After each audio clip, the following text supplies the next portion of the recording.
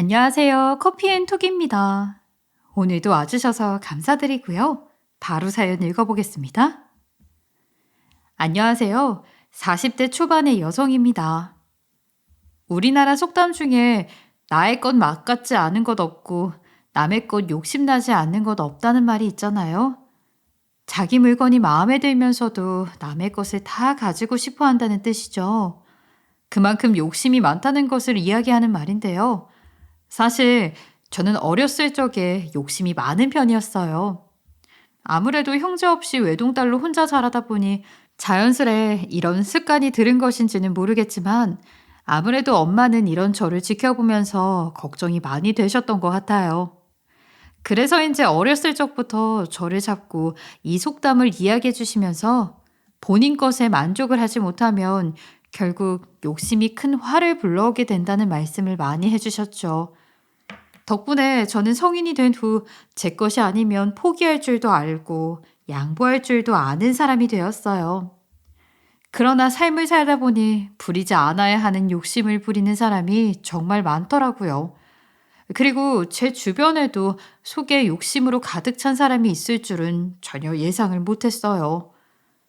저는 현재 동네에서 서점을 운영하며 아이 한 명을 키우고 있어요. 그리고 제 남편은 무역회사에서 근무를 하고 있죠. 그리고 저희 엄마는 나이가 꽤 있음에도 불구하고 젊었을 적부터 순두부찌개 집을 운영하고 계세요.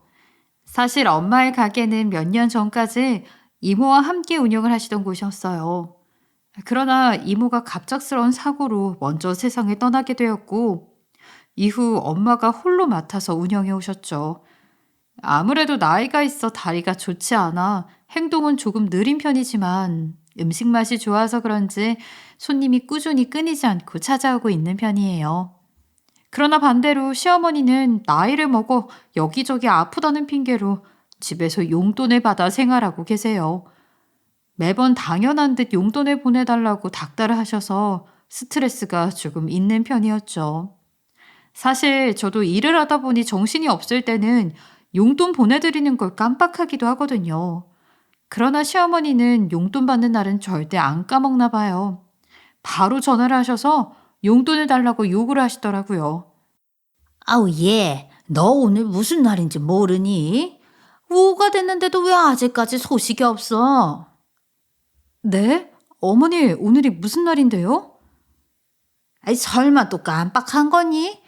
나이 먹은 나도 날짜 개념은 가지고 있는데, 젊은 애가 대체 왜 그래? 오늘 1일이잖아. 용돈 보내주는 날. 아, 제가 요즘 정신이 없어서 깜빡했네요. 예, 바로 보낼게요. 저는 이런 식으로 매번 시어머니의 전화를 받고 쫓기듯이 용돈을 보내드려야 했죠. 시어머니가 하도 재촉을 하시니 누가 보면 제가 큰 빚이라도 가지고 있는 줄 알 거예요.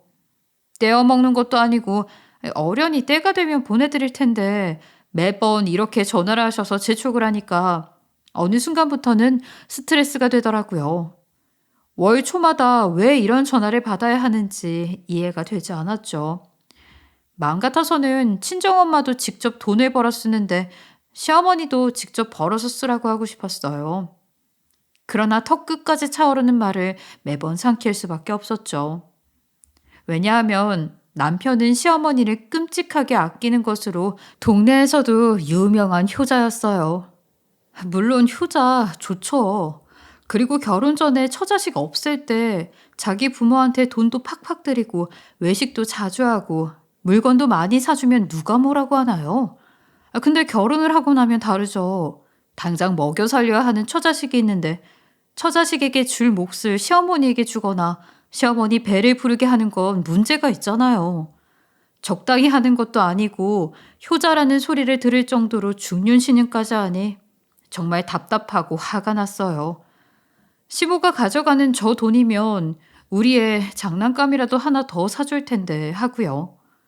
총각때 했던 효자 노릇을 결혼해서까지 하는 건 좀 이기적인 거 아닌가요? 그리고 그걸 넙죽넙죽 받는 시모도 문제였고요. 저희 친정엄마라서 하는 말이 아니라 저희 친정엄마랑 비교해도 시어머니는 너무 염치가 없는 사람이에요. 저희 친정엄마는 제가 돈 10,000원 드리는 것도 아꼈다가 나중에 목돈으로 주시고 맛있는 게 있어서 사드리려고 하면 조용히 몰래 나가서 계산을 다 하고 오시곤 하거든요. 이렇게 연세가 드셨지만 자식은 아직도 애기 같다며 본인은 못 먹어도 저희에겐 다 퍼다 주곤 하시거든요. 이런 엄마랑 비교가 되니 더 속이 상했어요. 아니, 우리 엄마는 이렇게 희생적이고 자식 돈이라면 벌벌거리면서 극구 안 받는데 시어머니는 아주 자식 돈이라면 당연하게 아싸 좋다 하고 받아채가니 좋은 마음이 되다가도 이기적인 모습을 보면 정내미가 뚝 떨어졌어요. 하지만 용돈 문제는 아예 제가 건들 수 없는 부분이었어요. 효자 남편이 애초에 결혼 초부터 시어머니 용돈 드리는 문제는 미리 합의를 했었죠. 그래서 저는 나이도 있고 여기저기 안 아픈 곳이 없는데 쉬는 게 맞지 하며 최대한 맞춰드리면서 살았던 것 같아요. 그러나 진짜 큰 문제는 따로 있었죠. 결혼 초까지만 해도 저만 바라보고 아껴줬던 남편이 아들을 출산한 후부터 조금씩 변하기 시작했다는 거예요.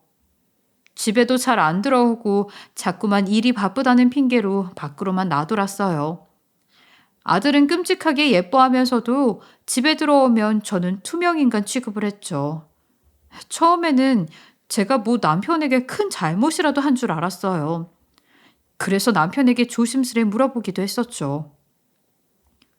여보, 혹시 내가 잘못한 거라도 있어? 아니, 없는데? 왜? 나한테 화난 사람처럼 굴길래 당신 요즘 집에 들어오면 나한테 말 한마디 안 꺼내잖아. 집에 들어오면 애처럼 제잘제잘 거리기라도 봐라. 당신은 쓸데없는 곳에 관심 두지 말고 애나 잘 키워. 남편은 저의 말에 화를 내면서 본인이 어떻게 살든지 신경 쓰지 말라고 하더군요. 항상 이렇게 물을 때마다 화만 내고 제대로 된 이유를 설명해 줄 생각을 하지 않으니 저로서는 엄청 답답할 수밖에 없었죠. 이렇게 완전히 굳어지게 되면 남보다도 못한 사이가 될 게 분명하잖아요. 그래서 저는 한참을 고민을 하다가 시어머니에게 이유를 물어보게 되었어요. 남편이 유일하게 믿고 따르는 사람이니까 혹시나 이유를 얘기하지 않을까 하는 생각이 들었거든요. 어머님, 요즘 지호 아빠가 저랑 말을 안 섞으려고 하는데 혹시 이유 알고 계세요? 그걸 내가 어떻게 아냐?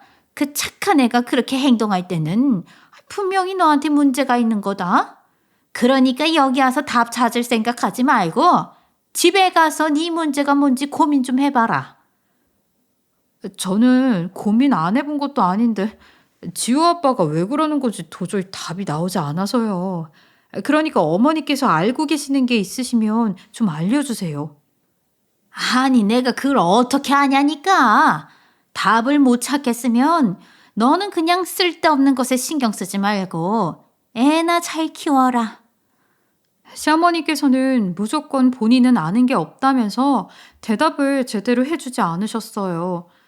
그러면서 괜히 남편 잡지 말고 애나 잘 키우라며 잔소리를 퍼부어댔죠. 사실 시어머니는 결혼 전부터 저를 마음에 들어하지 않았어요. 본인 아들은 무역회사에 다니면서 돈을 잘 벌어오는데 저는 기껏해야 학생들 몇 명 왔다 갔다 거리는 동네 서점을 운영한다는 게 이유였죠. 게다가 저희 친정엄마는 순두부찌개를 팔고 있으니까 천한 일을 하고 있다면서 남편이 간절히 원하지 않았으면 절대 결혼을 시키지 않았을 거라는 말씀을 입이 닳도록 얘기했어요. 근데 생각해보면 시어머니는 누굴 데리고 와도 반대를 했을 것 같아요. 자기 효자 아들을 빼앗기는 건데 누구를 데리고 온들 좋겠나요? 여튼 저로서는 당연히 저와 친정을 무시하는 것 같아서 기분이 정말 나빴죠. 그래서 그냥 결혼을 포기할까 생각해 보기도 했어요. 그러나 주변 사람들 말을 들어보니까 어차피 시댁과 며느리는 천적이나 다름없어서 처음에는 서로 사이가 좋을 수 없다고 하더라고요. 게다가 제가 남편을 너무 좋아하고 있어서 쉽게 포기할 수가 없었죠. 그래서 결국 저는 친정엄마를 챙기는 것처럼 시어머니를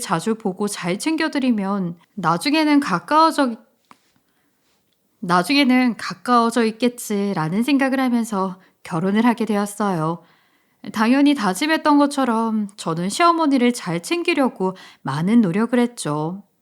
그러나 시어머니께서는 저의 노력을 당연한 일인 것처럼 생각을 하셨고, 오히려 잘해드릴수록 시집살이를 시키기 바빴어요. 너 오늘 장 좀 봐서 해물탕 좀 만들어 봐라. 네? 어머니, 저 오늘 퇴근하면 7시가 넘어서 해물탕까지 할 시간은 없을 것 같아요. 아이, 말만 들으면 네가 무슨 대기업이라도 다니는 줄 알겠다. 아이, 너 끼케야 동네 서점하고 있으면서 왜 바쁜 척이야? 평소에 손님도 없던데. 아이, 그냥 빨리 문 닫고 와라. 어머니, 그래도 문 닫는 시간은 지켜야죠. 해물탕은 주말에 해드릴 테니 그때까지 기다리시면 안 될까요? 그날 시어머니는 기다리라는 저의 말에 노발대발 난리가 났어요. 결국 저는 서점도 일찍 닫고 해물탕 재료들을 사가지고 가서 원하시는 대로 만들어 드릴 수밖에 없었죠. 시어머니는 드시면서도 비린내가 난다느니 양념이 이상하다느니 끝까지 꼬투리를 잡으셨어요. 그러나 이런 일이 일어난 게 한두 번이 아니었다 보니 아무리 기분이 나빠도 한 귀로 듣고 한 귀로 흘리려고 했죠. 사실 마음 같아서는 어디 멀리 이사라도 가고 싶었어요.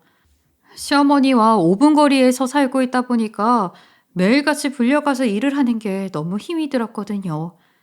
그래서 한 번은 남편에게 이사를 가자면서 이야기를 슬며시 꺼내보기도 했죠. 그러나 시어머니와 떨어지는 것은 절대 안 된다면서 방방 뛰더라고요.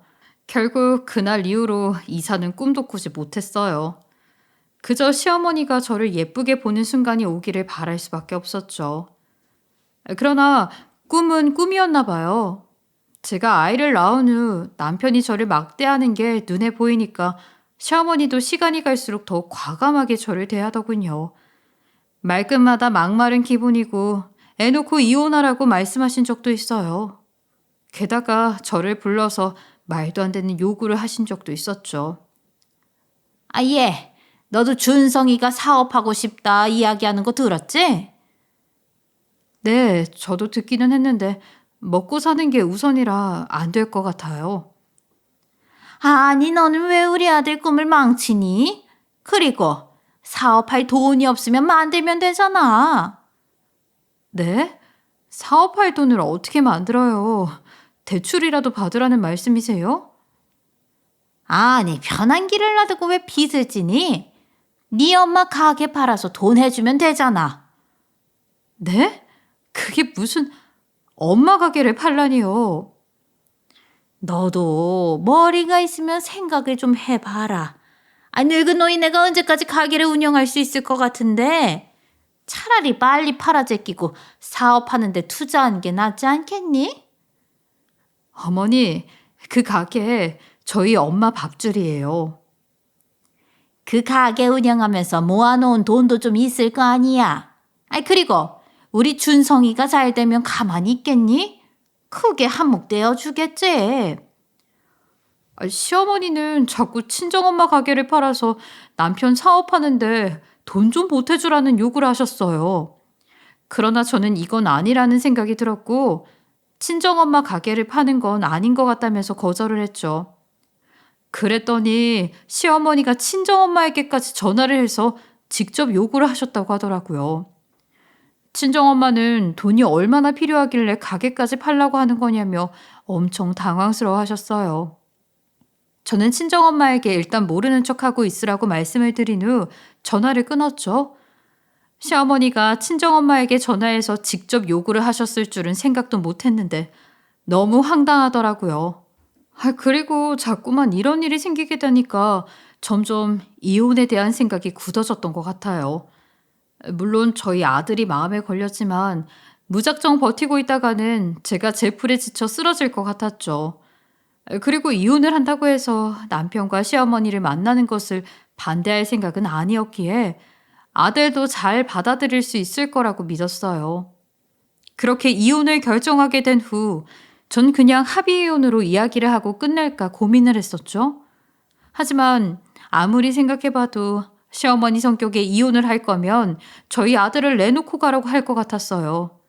재산 분할은 둘째치고 양육권은 죽어도 빼앗기고 싶지 않았기에 저는 고민 끝에 이혼 소송을 하기로 결정했죠. 그렇게 저는 친구에게 이혼 전문 변호사를 소개받아 사무실에 찾아가게 되었고 상담 후 본격적으로 소장 보낼 준비를 하고 있었어요. 그런데 그 시점에 갑자기 병원에서 다급한 연락이 한 통 오더라고요. 친정에서 10분 정도 거리에 위치한 대형 병원이었는데 처음에는 잘못 걸려온 전화라고 생각했죠. 안녕하세요. 여기 병원인데요. 김영미 씨 따님 되시죠? 네, 제가 딸인데 병원에서 왜 전화를 하세요? 휴대폰에 딸이라고 적혀 있어서 연락드렸어요.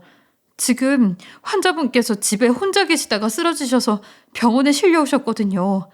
친한 분이 집에 찾아갔다가 발견하고 신고를 하셨다는데 아무래도 빨리 오셔서 수술 동의서에 사인해 주셔야 할 것 같아요. 네? 저희 엄마가 쓰러져요? 수술할 정도면 심각한 상황인 거죠? 전화로 설명드리기는 그렇고 최대한 빨리 수술 들어가야 하니까 바로 병원으로 오세요. 보호자가 사인하지 않으면 수술에 들어갈 수가 없어요. 저는 그 전화를 받고 정신을 반쯤 놓은 채로 병원에 달려갔어요. 도착하자마자 의사 선생님 말씀을 들어보니 엄마에게 급성 뇌출혈이 왔다고 하셨죠. 수술로 최선을 다해보기는 하겠지만 살 수 있는 가능성이 높지는 않다고 하시더라고요. 그리고 만약 경과가 좋아 깨어나게 되더라도 마비와 같은 장애가 남아있을 수도 있다고 하셨어요. 그러면서 의사 선생님은 수술을 해보겠냐고 물으셨죠. 당연히 저는 무슨 치료든 다 할 테니까 제발 엄마만 살려달라고 빌었어요. 그렇게 엄마는 수술을 받게 되었고 곧장 중환자실에 들어가게 되었어요. 그러나 결국 중환자실에서 일주일도 버티지 못하고 돌아가시게 되었어요. 저는 엄마가 돌아가시고 난 후 곧장 장례식을 차리게 되었고 부고 문자를 돌리게 되었죠. 당연히 남편에게는 가장 먼저 연락을 했고 장례식장으로 오기는 왔어요. 그런데 남편은 장례식장이 만들어지자마자 퇴사 전에 처리해줘야 할 일이 너무 많아 바쁘다면서 대충 절만 하고 나가는 거예요. 전 정말 어이가 없어서 헛웃음이 다 나오더군요. 그리고 먼저 와서 장례식장을 지키고 있던 친척분들도 황당하다는 듯 남편을 쳐다봤어요. 사업할 돈도 없으면서 퇴사를 혼자 결정한 것도 그렇고 다른 사람도 아닌 장모님이 돌아가셨다는데 상주 노릇은 고사하고 장례식장에 있을 생각조차 하지 않는다는 게 정말 기가 막혔죠. 그러나 저는 그러거나 말거나 신경도 쓰지 않았어요. 어차피 장례식이 끝나면 이혼 소송을 진행할 테고 금방 헤어질 사람인데 뭘 신경 쓰나 싶었거든요. 그렇게 남편은 나가버렸고 몇 시간이 지난 후 일본에서 살고 있던 사촌 여동생이 달려왔어요. 오랜만에 사촌 동생과 이런저런 안부 인사를 나누고 있다가 엄마 영정 사진을 봤는데 문득 가지고 계시던 염주 팔찌가 생각이 나더라고요. 사실 엄마가 살아생전에 애지중지하던 팔찌가 하나 있거든요. 그 팔찌는 아버지가 돌아가시면서 유품으로 가지고 있던 건데 엄마는 그걸 항상 차고 계셨어요. 목숨만큼이나 소중한 거라고 말씀하실 정도로 아끼던 거라 그 팔찌를 장례식장 영정사진 앞에 놔야겠다 싶었죠. 엄마가 떠나시면서 가지고 가신다면 아버지를 금방 알아보실 수 있겠다는 자식으로서 드는 생각이 있었어요. 그래서 저는 사촌동생에게 집에 가서 그 팔찌를 가져다 줄 수 있겠냐는 부탁을 하게 되었죠. 사실 엄마는 병원에 실려갔을 때에도 그 팔찌를 차고 계셨어요. 하지만 수술 후 중환자실에 들어가 있으니 팔찌를 채워드릴 수가 없는 상황이라 제가 엄마 집에 가져다 놨었죠. 그런데 갑자기 돌아가시게 되면서 바로 장례식장을 차리다 보니 정신이 하도 없어서 염주 팔찌는 생각도 못하고 있었어요. 직접 가지러 가고 싶었지만 아무래도 저는 상주로 있다 보니 문상객들이 계속 들이닥치는 상황이라서 장례식장 밖으로 나갈 수가 없었어요. 그래서 믿을 수 있는 사촌동생에게 부탁을 하게 되었던 것이었어요. 사촌동생은 저의 부탁에 흔쾌히 알겠다고 하면서 집 비밀번호까지 받아서 나갔죠. 그런데 한 20분 정도 지났을 때쯤 사촌 동생이 염주 팔찌를 가지고 장례식장으로 뛰어들어오면서 저에게 이상한 소리를 하는 거예요. 아, 언니, 왜 이렇게 전화를 안 받아? 전화? 계속 문상객들이 계속 오셔서 휴대폰 볼 새가 없었네. 왜? 혹시 집에 무슨 일 있었어? 언니 형부 제정신 아닌가 봐. 이모가 가지고 있던 패물이랑 명품 가방 팔아서 본인 엄마 칠순잔치 하겠대. 뭐? 그게 무슨 소리야? 네 형부 회사 일 바쁘다고 하면서 먼저 갔는데 네가 잘못 본 거 아니야? 사촌 동생은 저의 말에 본인 시력이 얼마나 좋은데 그걸 잘못 보겠냐면서 펄쩍 뛰더라고요. 그러면서 본인 휴대폰을 켜서 영상 하나를 보여줬어요. 설마 했었는데 영상을 보니 남편은 친정으로 가서 엄마 방에 있던 금으로 된 팔찌와 목걸이 등 패물과 젊었을 때 제가 선물한 명품 가방 등을 챙겨 나오면서 누군가와 전화를 하고 있었죠. 그런데 더 기가 막혔던 것은 남편이 통화를 하면서 상대방에게 하는 말이었어요. 이런 게 바로 격경사 아니냐? 이거 팔아 제껴서 우리 엄마 칠순잔치 거하게 해줘야지. 아들이라고는 하나밖에 없는데 오랜만에 또 효자 노릇 좀 하니까 신난다. 어떻게 다른 사람도 아니고 장모님이 돌아가셨다는데 폐물을 훔쳐서 시어머니 칠순잔치를 해줄 생각을 할 수 있을까요? 게다가 누구랑 통화를 하는지는 모르겠지만 겹경사라니요. 정말 어이가 없어서 말이 밖으로 나오지 않았어요.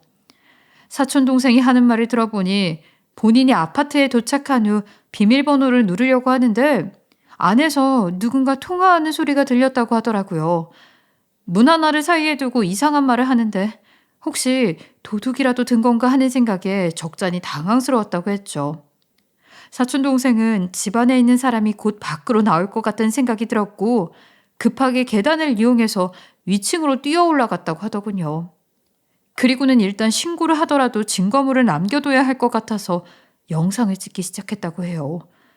그런데 집에서 나오는 사람은 제 남편이었다고 했어요. 너무 어이가 없었지만 일단 증거물부터 잡는 게 우선일 것 같아 급하게 숨어서 영상을 찍었다고 했어요.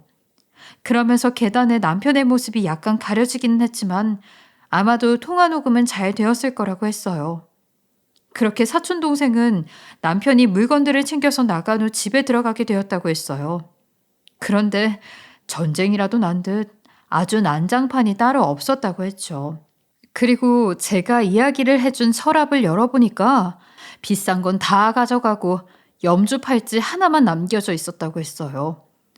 아무래도 염주 팔찌는 나무로 된 거니까 돈도 안 된다 생각했던 것 같다고 했죠. 그래서 동생은 일단 염주 팔찌를 챙겨 나오면서 곧바로 저에게 전화를 했다고 하더라고요. 그런데 제가 문상객들을 맞이하느라 정신이 없어 전화를 받지 않으니까 곧장 장례식장으로 달려왔던 것이었고요.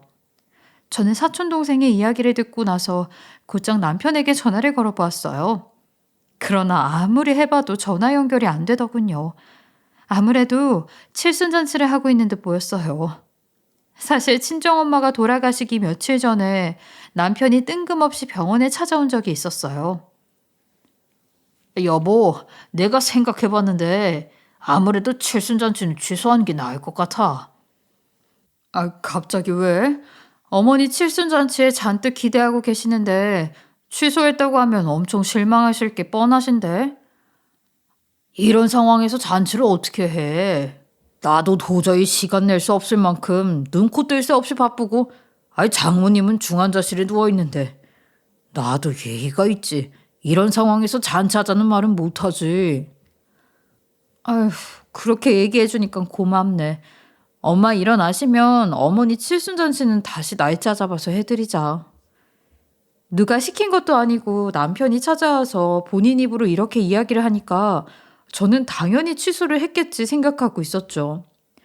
그런데 상황을 보니까 그때 말만 이렇게 하고 취소는 하지 않은 듯 보였어요. 그리고 하필 시어머니의 칠순잔치 날짜가 바로 그날이었어요. 당연히 저는 사촌동생이 하는 이야기를 듣고 눈이 뒤집혔죠. 문상객맞이도 때려치우고 곧장 친정엄마 유품인 팔찌를 찬 후 시어머니 칠순잔치 장소로 찾아가게 되었어요. 사실 시어머니 칠순잔치는 남편과 함께 가서 상담받고 예약을 했던 거라 저는 어느 곳 어느 홀에서 진행되는지 잘 알고 있었던 상황이었죠. 사실 저는 시어머니 칠순잔치 장소로 가는 와중에도 설마 친정엄마가 돌아가셨다는데 잔치를 하고 있을까 하는 생각을 했어요. 그런데 정말로 시어머니의 칠순잔치는 진행이 되고 있었죠. 잔치가 진행되고 있는 곳을 살짝 들여다보니까 남편은 시어머니를 업은 채 좋다며 웃고 있었어요. 그리고 시어머니는 신난다고 노래방 기계로 트로트를 부르면서 잔치를 즐기고 있었죠. 저희 친정엄마는 돌아가셔서 장례식을 하고 있는데 시어머니는 칠순잔치를 하고 있다는 게 너무 황당하고 어이가 없더라고요. 아무리 남보다 못한 사이로 엮여 있는 게 남편과 시댁 식구들이라고는 하지만 이건 예의도 아니고 있어서도 안 되는 일이잖아요. 특히 다른 친척들은 그렇다 쳐도 남편은 장모님이 돌아가셨다는데 웃고 떠들면 안 되지 않나요? 게다가 저희 친정엄마가 가지고 있는 폐물과 명품 가방을 팔아 칠순잔치 비용을 지불하겠다는 생각 자체에 열이 뻗쳐올랐어요. 그래서 저는 곧장 칠순잔치 식장 안으로 들어가서 난리를 치려고 했어요. 그런데 안으로 들어가려던 중 어떤 여자의 모습이 보이더라고요. 남편 옆에 찰싹 붙어 있었고 예쁘장한 젊은 사람이었는데 전 생전 처음 보는 사람이었죠. 처음에는 너무 멀리 있어서 사촌동생인가 하는 생각도 했었는데 아무리 생각해봐도 결혼식이며 돌잔치 때 본 적 없는 생전 처음 보는 사람이었어요. 그래서 저는 그 여자 쪽을 빤히 바라보면서 대체 누군지 생각하고 있었죠. 그런데 그 순간 저는 이상한 장면을 목격하게 되었어요. 남편이 옆에 있는 그 여자와 다정하게 연인 같은 모습을 하고 있는 거예요. 그리고 시어머니는 마이크를 잡은 채 그 여자를 식구들 앞에 소개하더군요. 여러분, 제가 오늘 소개해드리고 싶은 사람이 있어요. 아까부터 보고 계실 테지만 저희 아들 옆에 있는 예쁘장한 아이가 바로 제 예비 며느리입니다. 혜정아, 친척분들 앞에 인사드려라. 안녕하세요. 저는 김혜정이라고 합니다. 오늘 어머니께서 칠순잔치를 하신다기에 실례인 줄 알면서도 축하해드리려고 찾아왔어요. 앞으로 잘 부탁드립니다. 사실 여기 계신 친척분들에게 빨리 소개를 드렸어야 하는데 창피함에 미처 말씀을 못 드렸네요. 저희 아들이 6개월 전쯤에 안타깝게 이혼을 하게 되었고 얘기를 하지 못하고 있다가 두 사람이 결혼을 결심했다기에 이렇게 좋은 날 말씀드리는 거니 아무쪼록 저희 예비 며느리 예쁘게 봐주세요. 시어머니는 저희 부부가 6개월 전에 이미 이혼을 했다며 그 여자를 남편의 재혼 상대라고 소개를 했어요. 그 모습을 보면서 정말 대단하다 싶었죠. 저는 시어머니가 그 여자를 소개할 때부터 증거물부터 확보해야겠다는 생각에 휴대폰을 꺼내 영상과 사진을 찍어 놓았어요. 그리고 시어머니가 말을 끝낸 후 곧장 칠순잔치 식장 안으로 쳐들어갔죠. 그리고 눈에 보이는 대로 뒤집어 엎으면서 난장판을 만들었어요. 갑자기 제가 나타나자 시어머니는 굉장히 당황스러운 표정을 하고 있었고 친척분들은 이혼을 했다면서 상복 차림으로 여길 왜 오냐는 식으로 이야기를 하더군요. 그리고 남편은 아주 뻔뻔하게 나왔죠. 당신 제정신이야? 장모님 돌아가셨으면 장례식장이나 지키고 앉아있을 것이지. 왜 남의 잔치에 쳐들어와서 난장판을 만들어놔? 남의 잔치 같은 소리 하네. 이 잔치 우리 엄마 돈으로 열었잖아. 그건 또 무슨 헛소리야. 장모님 돌아가셨더니 네 정신도 같이 나갔나 보네. 내가 당신 도둑으로 경찰에 신고할 거야. 감히 우리 엄마 폐물이랑 명품 가방을 가져다가 팔고 그 돈으로 칠순잔치를 열 생각을 해? 저는 남편에게 손가락질을 하면서 경찰에 신고할 거라고 당장 가지고 간 엄마 폐물과 명품 가방들을 가지고 오라며 소리를 질렀어요. 그러자 상간녀는 남편이 돈이 없는 것도 아니고 그딴 짓을 왜 하냐고 당장 식장에서 나가라며 맞대응을 하더라고요. 하지만 저에게는 사촌동생에게 받은 영상이 있었고 지체할 것도 없이 그걸 그들 앞에 보여줬죠. 그러자 남편은 영상을 어떻게 가지고 있는 거냐면서 당황한 듯 보였어요. 그리고 시어머니는 영상을 본 후 움찔했지만 오히려 뻔뻔하게 나왔죠. 아이, 우리 아들이 그 집 사위인데 그 정도도 못 챙겨 나오냐? 장모 돌아가셨으면 본인 목 챙겨 나오는 게 당연한 거지. 아까 친척들 앞에서 6개월 전에 이혼했다고 얘기하지 않으셨어요? 이혼한 사람이 무슨 자격으로 전 장모 물건들을 훔쳐가요? 당장 우리 엄마 유품 내놔요. 저는 뻔뻔한 시어머니의 말에 펄쩍 뛰면서 무슨 자격으로 그 물건들을 가지고 가냐며 당장 친정엄마 유품을 가지고 오라면서 난리를 쳤어요. 그러자 식장 안에 있던 사람들은 적잖이 당황한 듯 서로 수근수근 내기 시작하더라고요. 당연히 시어머니와 남편도 한숨을 쉬면서 제 눈치를 살피고 있었죠. 그러다가 남편은 뒤숭숭한 분위기에 도저히 안 되겠다 싶었던 것인지 저에게 다가와 손목을 잡고 밖으로 끌어내려는 시도를 했어요. 그런데 그 모습을 바라보고 있던 시어머니가 갑자기 다급하게 잠깐만 기다리라고 외치더군요. 그러자 남편은 무슨 일이냐며 잡고 있던 제 손을 풀었어요. 시어머니는 별다른 대답을 하지 않은 채 곧장 제 앞으로 다가왔고 억지로 제 팔목을 붙잡더니 팔찌 좀 보자고 했죠.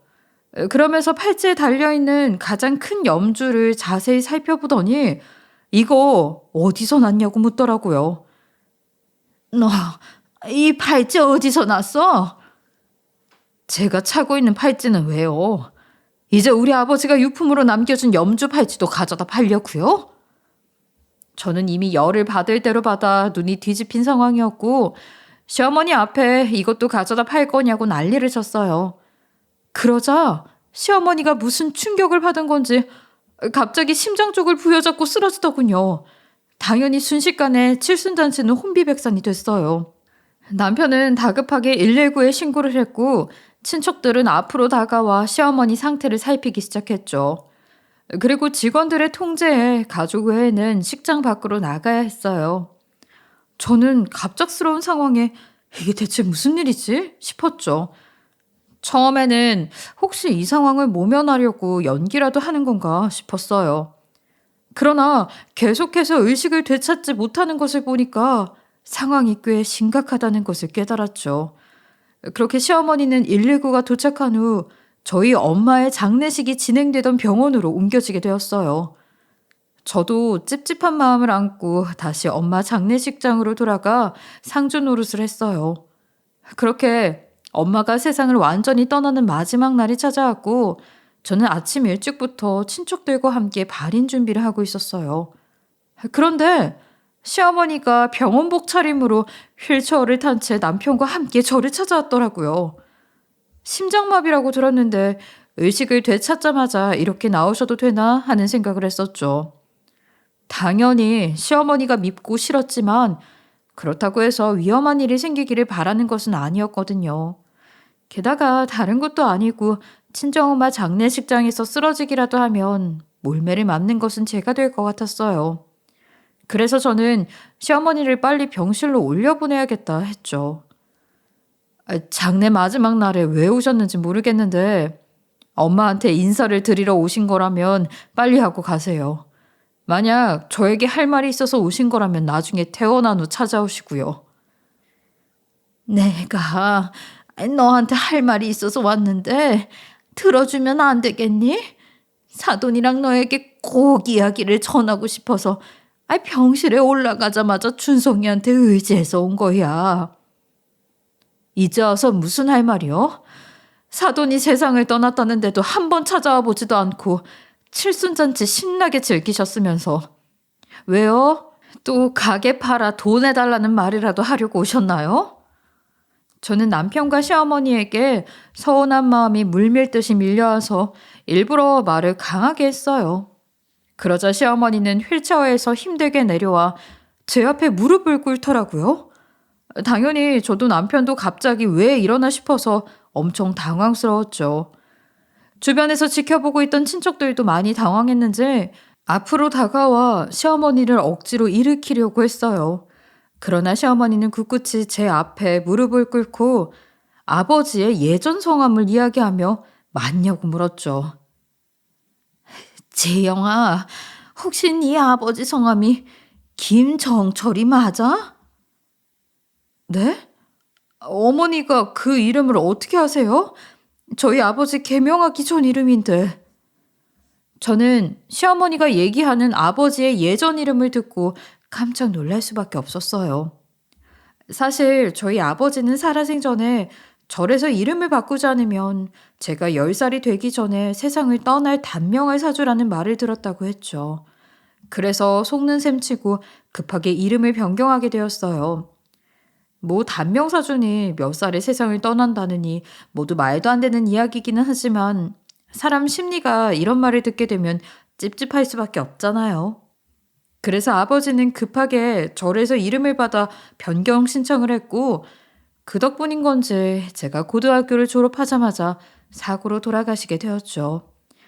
아버지의 예전 이름은 저희 가족들과 오랜 친구분들 정도만 알고 있는 상태인데 저는 시어머니가 어떻게 알고 있나 했어요. 그런데 시어머니는 저에게 아버지의 예전 이름이라는 말을 듣자마자 눈물을 펑펑 쏟더군요. 네 아버지가 나한테 은인이야, 은인. 내가 정철 오빠 딸인 줄도 모르고 미안하다. 네? 은인이요? 그럼 저희 아버지를 알고 계신다는 말씀이세요? 전 이게 대체 무슨 소리인가 했어요. 갑자기 찾아와서 아버지 이름을 확인하더니 은인이라니요. 이게 어떻게 된 건가 했더니 아버지와 시어머니는 어릴 적에 한 동네에서 친한 오빠 동생으로 자랐다고 하더라고요. 그런데 홀로 본인과 동생들을 먹여 살리던 시모의 어머니가 갑자기 하루아침에 쓰러지게 되셨다고 했어요. 그래서 급히 수술을 받아야 했는데 막 성인이 된 본인에게는 수술비로 사용할 돈이 없었다고 해요. 그래서 시어머니는 아는 사람들에게 연락을 해서 돈을 빌려야 하나 하며 전전긍긍하고 계셨다고 했죠.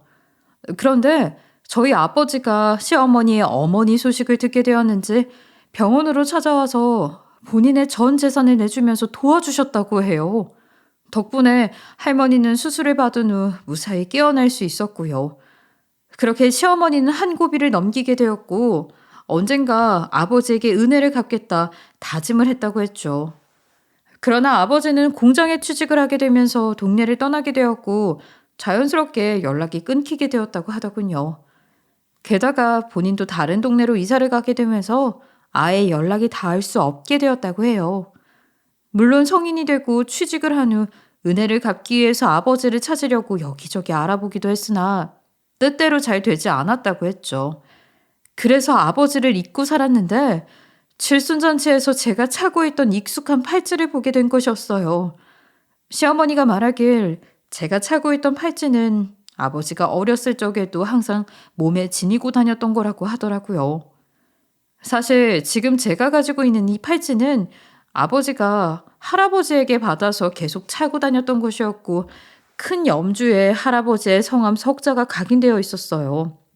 시어머니는 어렸을 때부터 아버지가 차고 있던 팔찌를 봐왔으니 친할아버지의 성함이 각인되어 있다는 사실을 알고 있었던 것 같았죠. 그래서인지 제 손목에 차고 있던 팔찌를 보자마자 염주부터 확인을 했던 것이었어요. 그리고 제가 은인의 딸이라는 것을 알게 되자마자 충격을 받아 쓰러지게 되었고요. 시어머니는 이 모든 것을 알게 된 후 제 앞에 무릎을 꿇고 엉엉 울면서 두 손 모아 싹싹 빌었어요. 그러나 이미 저는 화가 날 대로 난 상황이었어요. 며느라가 내가 잘못했다. 그동안 내가 은인의 딸을 그렇게 구박하고 미워했어. 많이 늦었지만 용서를 구하고 은혜를 갚고 싶은데 받아주면 안 되겠니? 내가 이렇게 빌게. 아니요.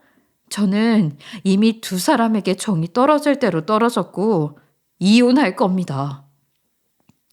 지영아, 그러지 말고 한 번만 용서해 주라. 아이, 준성이 너 뭐하니? 얼른 지영이 앞에서 무릎 꿇고 사죄하지 않고. 여보, 내가 미안해. 죽을 죄를 지었어. 저는 두 사람과 더 이상 말 섞고 싶지 않으니까 나가주세요. 그리고 이혼은 무조건 할 거고 양육권도 제가 가지고 올 겁니다. 은혜 갚고 싶다고 하셨으니 양육권 싸움은 하지 말죠, 우리.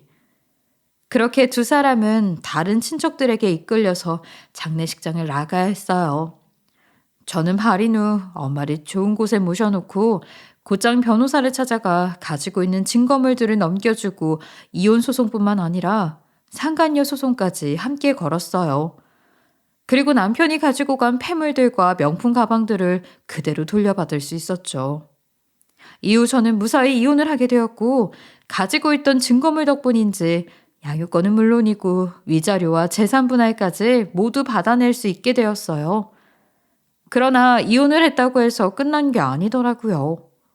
이혼 후 이전 시어머니와 전 남편은 미련을 못 버렸는지 몇 번이나 제 앞에 나타나서 싹싹 빌었어요. 지영아, 내가 잘못했다. 내가 다시는 구박도 하지 않고 용돈도 달라고 하지 않고 아들에게 효자 노릇하라고 하지 않을 테니 우리 준성이랑 다시 합쳐서 살면 안 되겠냐? 아이, 둘 사이에 지호도 있는데 정상적인 가정에서 자라게 해야지. 그래, 여보. 내가 잘해줄 테니까 우리 다시 잘해보자. 아니요. 저는 합칠 생각 없어요. 그리고 저 사람 젊은 여자랑 바람까지 나고 퇴직도 하지 않았나요? 어차피 돈 한 푼 없는 거지나 다름없는데 제가 무슨 부귀영화를 누리겠다고 저 사람이랑 합치겠어요? 저는 엎드려서 싹싹 비는 두 사람에게 다시는 찾아오지도 말라면서 무시하고 쫓아내버렸죠. 그날 이후로 두 사람은 제 앞에 나타나지 않았어요. 그리고 저는 전 남편과 살던 집을 아예 정리해서 친정집에 들어가 살게 되었죠. 그리고 순두부 가게는 어떻게 해야 할지 고민을 하다가 동네 서점은 아르바이트생을 두며 운영하고 친정엄마 가게는 제가 맡아서 운영하기로 했어요. 물론 음식 장사라는 게 부담감도 있고 아직 친정엄마 손맛을 따라가려면 멀었지만 손님들도 오실 때마다 맛있다며 응원해 주시고 저도 이것저것 넣어보면서 나름대로 연구도 하고 있습니다. 쉽지는 않겠지만 이렇게 열심히 땀 흘리며 운영을 하다 보면 언젠가는 친정엄마의 손맛에 반이라도 따라가지 않을까 하는 생각을 하고 있어요. 그리고 이혼 후 바뀐 환경에 걱정이 이만저만이 아니었는데 저희 아들도 상황을 잘 받아들이고 있는 것 같고 가게도 여전히 잘 되고 있어서 저는 이제야 한시름 놓을 수 있었어요. 사람 인생에는 기륭화복이 존재한다고 하는데 이렇게 열심히 살아가다 보면 분명히 하늘에 계신 엄마께서 좋은 일도 가져다 주시지 않을까 하는 생각을 하고 있습니다. 그래서 쉽지는 않겠지만 앞으로도 힘을 내서 열심히 살아보려고요. 애청자님들 저의 긴 글 들어주셔서 감사하고 모두들 화보다는 복이 가득한 인생 되시길 바랍니다. 감사합니다. 지금까지 커피앤톡이었습니다. 오늘도 끝까지 함께 해주셔서 감사하고요. 다음 영상으로 또 찾아뵙겠습니다.